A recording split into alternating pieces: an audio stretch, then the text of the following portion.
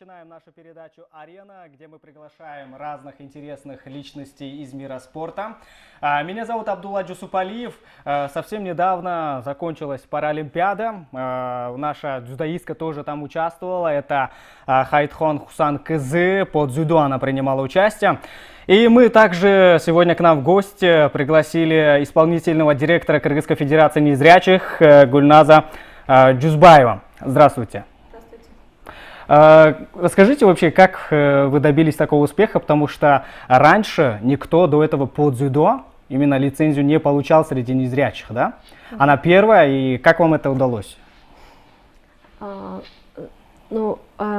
Вообще наша организация занимается реабилитацией незрячих людей. И чтобы привести к спорту, сначала нужно готовить этих людей жить самостоятельно, передвигаться самостоятельно, да?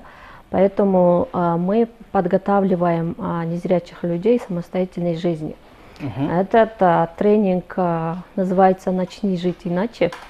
И, Нет, давайте сейчас мы про тренинг отдельно еще поговорим подробно. Да. Но сейчас хотелось бы узнать именно о лицензии, как Хайтхон получила лицензию. Лицензию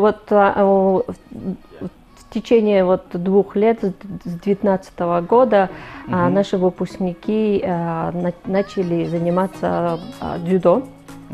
И совместно с Федерацией пара-дзюдо мы наших выпускников отправляем на федерацию. И есть у нас там тренера, которые добровольцы, которые уделяют внимание, энергию.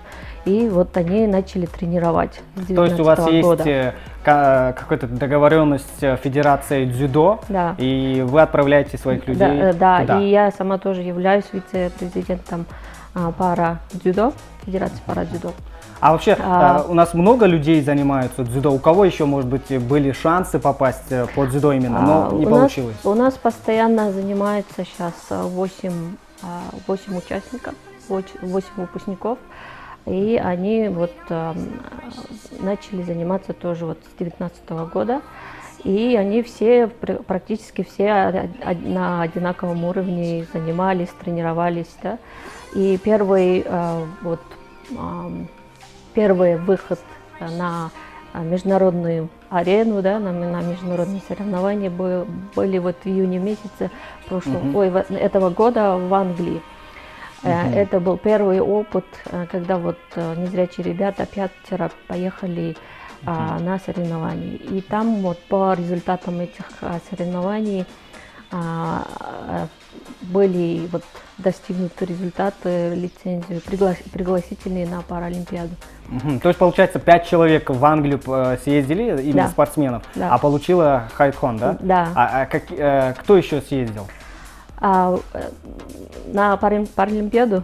Нет, именно имеется в виду в Англию. В Англию еще 4 парней разных. Она была единственная категории, да. Она единственная девушка, которая поехала в Англию вместе с другими ребятами. И она единственная получила пригласительные на Паралимпийские игры. Ну, Хайтхон, вы впервые выступаете на таком уровне, да, на Паралимпиаду вы поехали. Вообще вы ожидали, что вы получите лицензию, и какие у вас впечатления от этого турнира, то есть от Паралимпиады? Вообще-то мен күткөн эмесмин, өзү аракет кылып болчумун. 2 жылдын ичинде барам деп эч качан ойлогон эмесмин. Англияга барганда деле мага лицензия берет деп ойлогон эмесмин. Анан лицензия алгандан кийин Олимпиададан утушка аракет кылып тренировка кылышты баштады. Мен тренерим менен бирге. Анан ал жакка барып дагы жакшы тренировка кылдык, бирок А как вы вообще готовились к этому турниру? То есть подготовка к Паралимпиаде отличалась от подготовки к другим соревнованиям? Как вы готовились? Обычно. Элдер кандай кылса эле ошондой эле кылабыз. Биздики необычный болбойт. Жоқ, я имею в виду, что вот, например, имеется в виду, может быть, как-то тренировки более тяжелее, вот, насчет этого. Конечно, мен біз сборға барғанда аябай мындай өтө катуу тренировка кылдык. Мен ал жерде канча ыйлап кыйналып тренировка кылдык. Бирок мен агайым башкалардан аябайт да, көзү көрбөйт деп эч качан аябайт да. Ошо башкалар кандай кылса, ошондой даже алардан лучше кыласың деп, алардан лучше кылышка аракет кылат да. То есть, а в Англии, кстати, вот расскажите, какие схватки у вас были в Англии, против кого вы выходили? В Англии биринчи схваткам итальянка менен болду. Анан тройкага күрөшкөндө казашка кыз менен болду. А Олимпиадада тоже ошо казашка кыз менен болду. Да. Вот именно какие люди, есть же какие-то степени, да, слабовидящие, колясочники, вот по парадзюдо, какие люди могут принимать участие? По парадзюдо только могут участвовать те люди, которые имеют проблемы со зрением.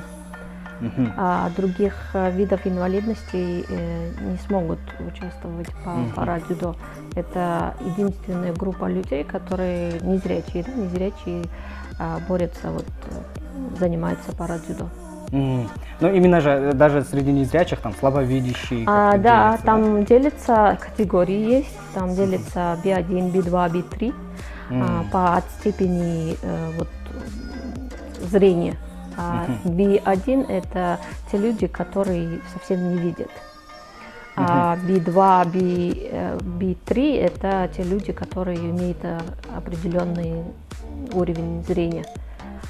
Там по степени остроты зрения или по диагнозу они определяют, специальная комиссия дает классификацию, дают B1, B2 или B3. И первый раз наши ребята тоже в Англии получили эту категорию, классификацию в Англии. И все наши ребята были в категории B1.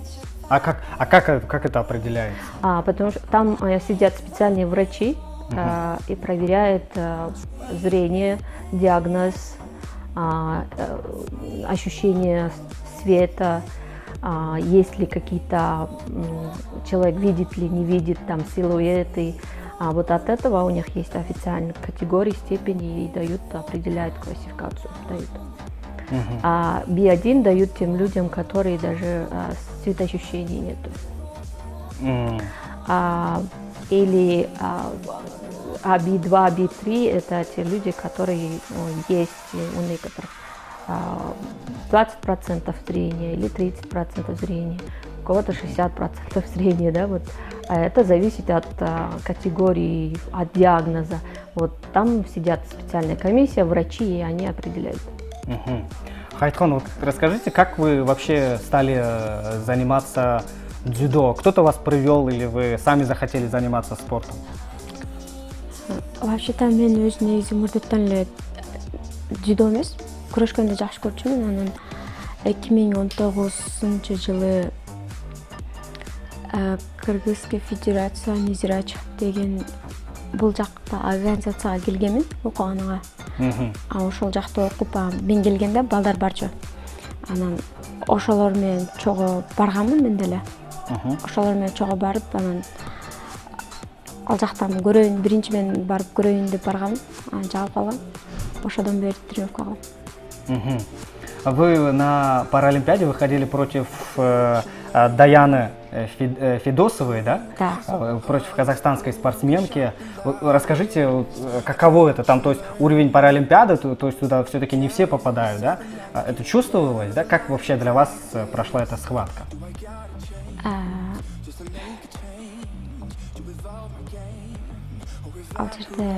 Ну, я имеется в виду, туда же все-таки лицензию получает не каждый спортсмен, правильно? Да. То есть вы ездили в Англию, специально 2 года тренировались, чтобы получить лицензию, да? Например, если мы будем брать наш Кыргызстан, то в Кыргызстане, например, все принимают участие, а здесь уровень все-таки пониже. А туда вот избранные только едут, потому что лицензию получают не все.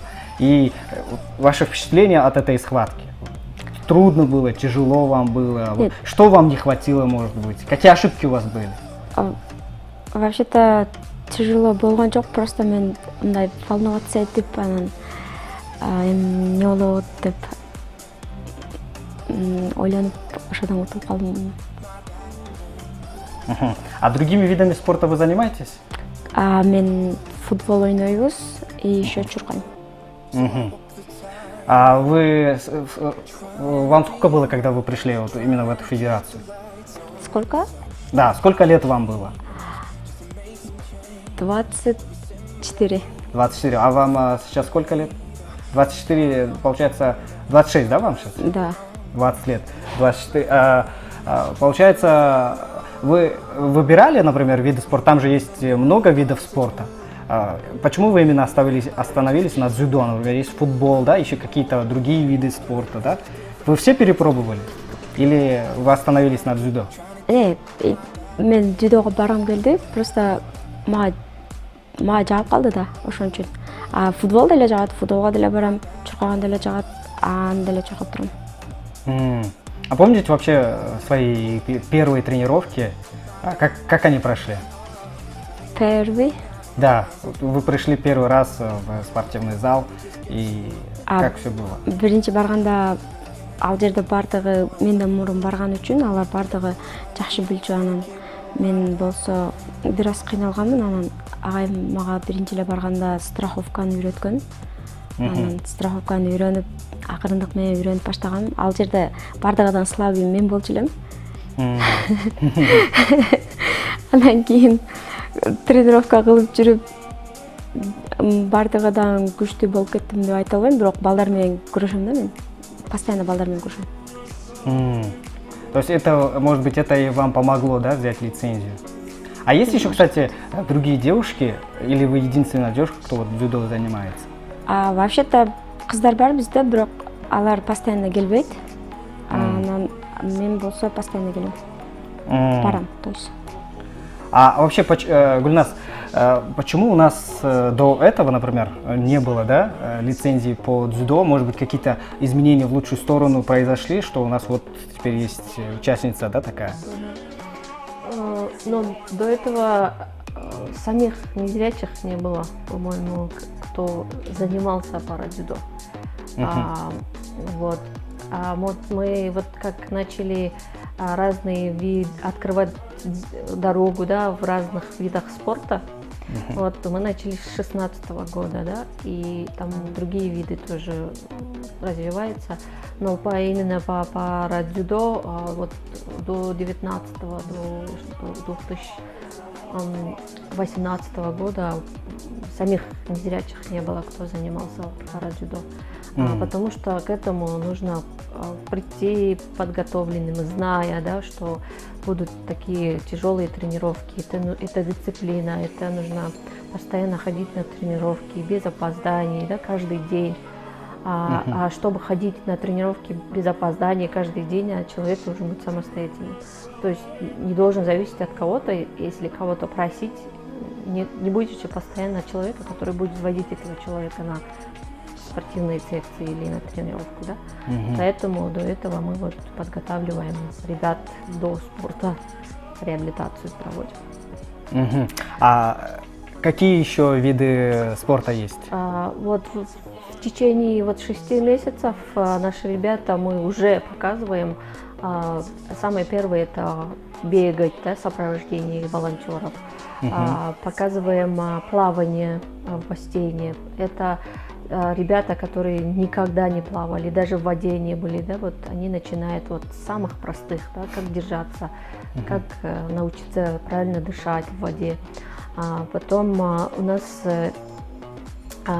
есть ребята, вот уже дзюдо, да, открылось. Потом вот недавно начали футбол для незрячих.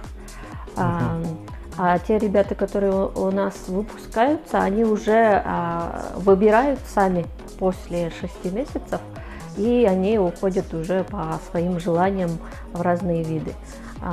По триатлону есть ребята уже профессионально занимаются.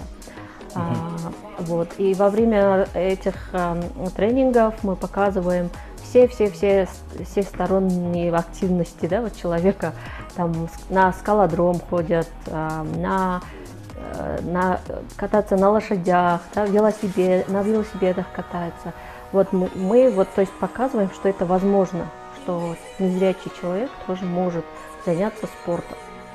А потом уже каждый по своим желаниям, по своим возможностям уже выбирает и уходит уже в профессиональный спорт. Гульнас, вы являетесь исполнительным директором Кыргызской федерации незрячих. Вот расскажите о вашей федерации, вообще, чем вы занимаетесь? Наша организация занимается вообще адаптацией, интеграцией незрячих людей в обществе, их защитой прав, возможностей. И в основном сейчас мы занимаемся вот реабилитацией незрячих, я уже говорила, да. На этот тренинг, на этот 6-месячный тренинг приезжают со всего региона нашей страны ребята от 16 и выше возраст. И здесь они учатся самостоятельно жить. Это письмо и чтение по Брайлю и как бы компьютерным навыкам, как пользоваться смартфонами, бытовому обслуживанию учатся, передвигаться самостоятельно с белой тростью учатся, а также английскому и русскому языкам обучаются. И помимо этих мероприятий, в основном мы проводим еще другие мероприятия. Мы максимально пытаемся дать достаточно материалов для чтения, и для этого тоже у нас есть отдельные как бы проекты выпусков брайлевских книг, чтобы достаточно материалов было, да, для наших студентов. Что мы боремся, что наши же права учитывали в других образовании, в культуре, спорте, в свободе выбора, да, вот, например, когда проходят вот выборы на Джоркинеш или на президентские выборы, да, чтобы у нас тоже были равные права, равные условия, чтобы могли самостоятельно сделать выбор. Вот.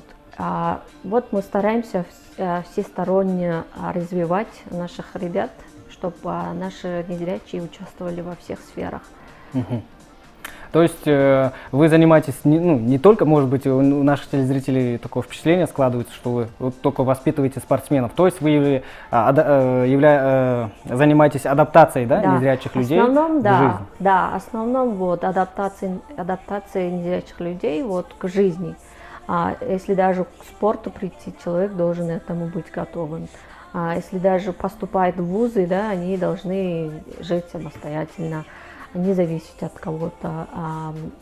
Тоже трудоустраиваем. Мы договариваемся вот местными бизнесами, компаниями, где бы наши ребята смогли бы работать. Наши ребята сейчас работают в колл-центрах, в местах общественного питания, в ресторанах, кафе. По-моему, даже открылся кафе, где работают незрячие люди, да? Как я слышал. Кафе есть. Пока это у нас в планах, это еще не открылся, но другие ребята открыли кафе, это Ловызы, только там не работают слабослышащие, которые плохо разговаривают, и аутисты там работают. А пока наши ребята только в обычных ресторанах, кафе работают. А когда была основана ваша федерация? Вот, это же вот целая методика, проводить такие тренинги. Да. Не каждый может. Когда вот основана была? Ну, вообще, я сама начала работать в этой сфере с 2012 года, помогая другим незрячим.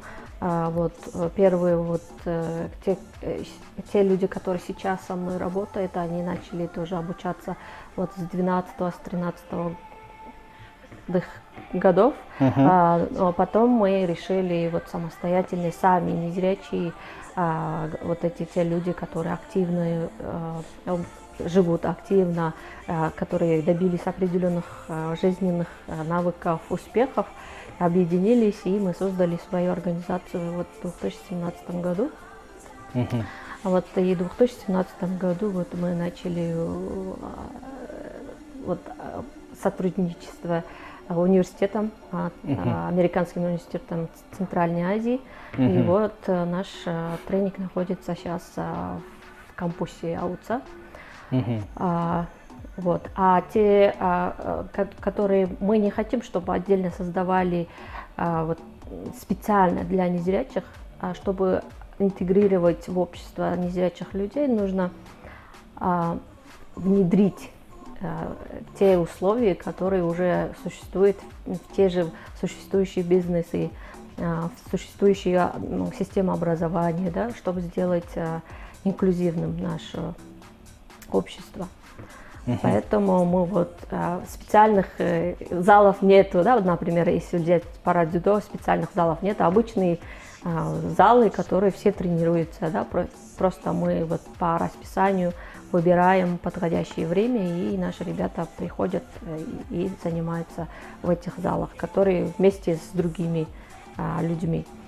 Плаваем тоже в обычных бассейнах, катаемся на велосипедах. Но кататься на велосипедах нам нужны специальные велосипеды, которые можно сидеть двум человекам, да, который ведет впереди, который зрячий человек, а второй сзади на втором сидении как бы тоже крутит педали, но как бы работа и ощущения одинаковые, да?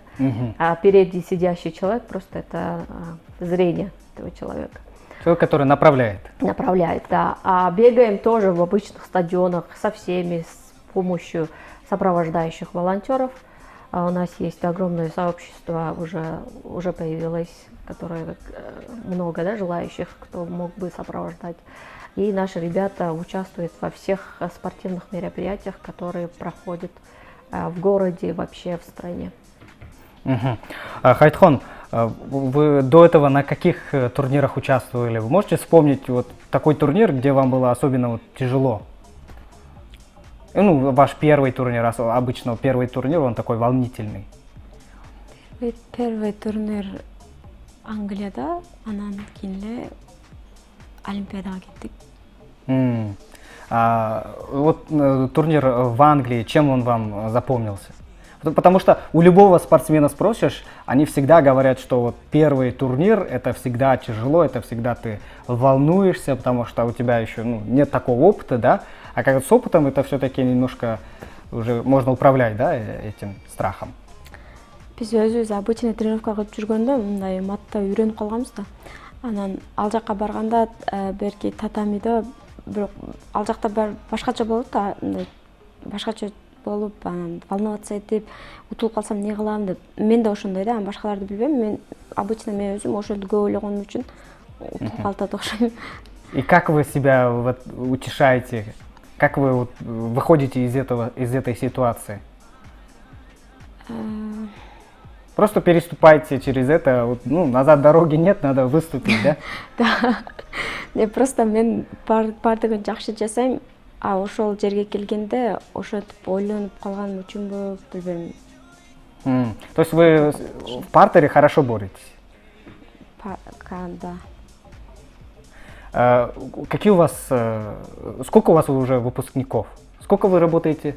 У нас уже выпускников около больше 70. Мы вот каждые 6 месяцев мы выпускаем по 10 человек. И вот, вот в прошлом году, в 2020 году мы не смогли из-за пандемии, да, продолжить нашу работу. И, конечно же, старались с выпускниками работать, которые уже, да, выпустились. То есть мы не хотим, чтобы после 6 месяцев они уходили домой обратно и сидели и вернулись к тому, откуда пришли, да. Поэтому мы поддерживаем, максимально стараемся поддержать их, помочь, если они постоянно обращаются обратно, возвращаются, приходят, общаются. Если кому-то нужна какая-то помощь, мы максимально стараемся помочь. Вот. Из этих выпускников они почти все живут самостоятельно. То есть у них есть уже выбор, да, как жить. Ну, к сожалению, есть те ребята, которые уже не живут, да, с такой активной жизнью, но все-таки есть разница в жизни и в их. Они уже, если даже они дома, они могут обслужить себя, да, если до этого им помогали. Те ребята уже в регионах, вот мы стараемся в регионах тоже трудоустроить, потому что всех тех ребят, которые через нас проходят, мы не сможем, как бы, они все не смогут, нету возможности оставаться в городе. Но все хотят остаться в городе, потому что в городе больше возможностей, да. Но нам хотелось бы, чтобы в регионах тоже были такие же условия, которые создаем здесь. И стараемся находить им вот работу в регионах. Вот в будущем планах есть вот договориться с теми спортивными залами или тренерами, да, чтобы занимались там, у них, у себя в регионах. Но, к сожалению, сейчас немного людей, которые могли бы наших ребят тренировать, да. Вот когда мы начали, вот давно, как в 2015-2016 году, ни один тренер не брал нас, не верил, да, что это возможно, потому что ни у кого не было опыта работы с незрячими, боялись, да, ответственности, поэтому вот сейчас уже радует, уже люди открываются, согласны, да, брать ответственность. Они уже знают как, потому что уже есть примеры, да. Поэтому мы благодарны очень тем людям, которые тренируют наших ребят. Мы очень всегда благодарны вот тренерам по триатлоне, парадзюдо. Если перечислить, это их немного. Это Андрей Ханадеев, да, по триатлону, Антон Крамаренко, Канат Имиянов и Александр, я отчество забыла, Александр Александрович, да, по футболу, Петров. Да, и нам хотелось бы таких тренеров. Они все добровольцы, то есть у них такое желание заняться спортом с нашими ребятами. И мы очень благодарны тем людям, которые нас поддерживают финансово. Да? Если бы не те меценаты, мы не смогли бы выехать за границей на международные турниры. Благодарим президента Федерации пара дзюдо Раймбека Маткабылова. Это его вклад огромный, потому что единственный человек, который поддерживает пара дзюдо сейчас. Хайтхон, на каких турнирах вы еще будете принимать участие? Впереди, может быть, какие-то турниры будут? Впереди Азия будет. Чемпионат Азия. Чемпионат Азия. Ага. Чемпионат Азияға уже дайырдан баштаппыз. Это где будет? Казахстан. В Казахстане, да, будет? Вот вы подробнее расскажете, что это за турнир? Это чемпионат Азии, который, каждый год проводится. Чемпионат Азии в этом году это в Казахстане будет. Даты, наверное, еще точно не сказали. Это в конце ноября, в начале декабря.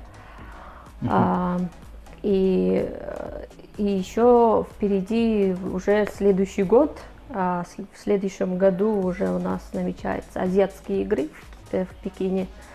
В азиатских играх мы можем там получить очень много возможностей, да, поехать туда по всем видам спорта, по паралегкой атлетике, по триатлону нету, к сожалению, кажется, по паралегкой атлетике, по плаванию, по дзюдо, по футболу по футболу можно, да, по стрельба из лука можно, То есть можно из наших же тех же выпускников, которые сейчас занимаются спортом, как бы постараться и поехать вот на азиатские игры в 2022 году. И, конечно же, самая главная цель — это попасть на Паралимпиаду в 2024 году, который пройдет в Париже.